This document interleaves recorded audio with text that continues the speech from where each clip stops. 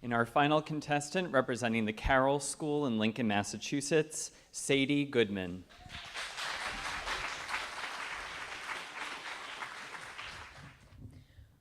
Fourscore and 7 years ago, our fathers brought forth on this continent a new nation, conceived in liberty and dedicated to the proposition that all men are created equal.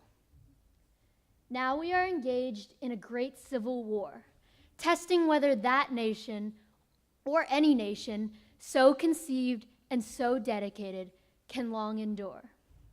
We are met on a great battlefield of that war.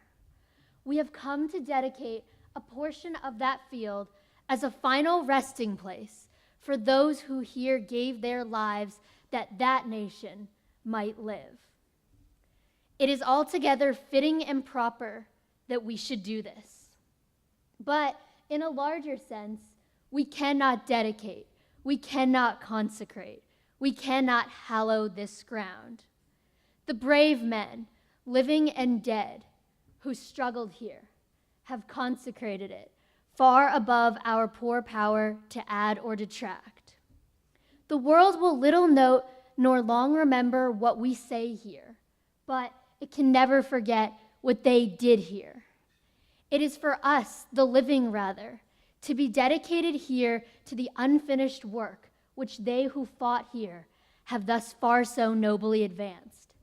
It is rather for us to be here, dedicated to the great task remaining before us, that from these honored dead we take increased devotion to that cause for which they gave the last full measure of devotion, that we here highly resolve that these dead shall not have died in vain, that this nation, under God, shall have a new birth of freedom, and that government of the people, by the people, for the people, shall not perish from the earth.